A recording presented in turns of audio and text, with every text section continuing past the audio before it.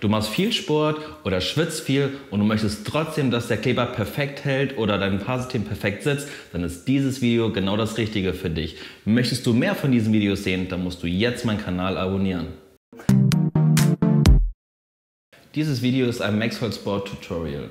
Maxhold Sport ist eine Art Grundierung für die Kopfhaut oder dient als Grundlage, bevor du dein Haarsystem verklebst. Es sorgt dafür, dass der Schweiß oder wenn du viel Sport machst, nicht direkten Zugang zum Kleber hat und sorgt dafür für mehr Klebekraft. Was du dafür benötigst, ist natürlich einmal den Maxhold Sport an sich, einen Pinsel und ein Kajal für die Kontur. Lege dein Haarsystem einmal locker auf den Kopf, so wie du es später gern fixieren möchtest. Prüfe ringsum, ob das Haarsystem richtig sitzt und die gesamte Tonsur abdeckt. Die ideale Haarlinie beginnt übrigens in der Regel 4 Finger breit oberhalb deiner Augenbrauen. Markiere mit dem weißen Kajal entlang der Kante deines Haarsystems deine Haarlinie. Nimm dein Haarsystem ab und trage mit Hilfe eines Pinsels oder Applikators den Maxhold Sport auf.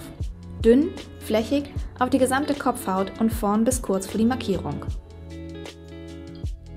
Damit der Maxhold Sport seine maximale Wirkkraft entfalten kann, lasse ihn ca. 5 Minuten antrocknen. Danach kannst du mit dem Verkleben deines Haarsystems mit der Befestigung deiner Wahl weitermachen.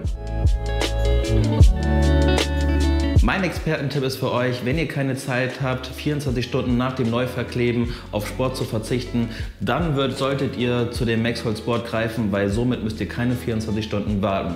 Wenn ihr einen perfekten Kleber haben wollt für eure sportlichen Aktivitäten oder ihr habt extrem fettige Haut, dann würde ich euch den X-Bond von uns empfehlen. Der ist wasserfest und schweißresistent.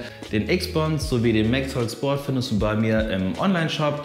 Den Link lasse ich euch nochmal in der Infobox einblenden und ansonsten zeige ich euch in diesem Video, wie du den X-Bond perfekt verklebst.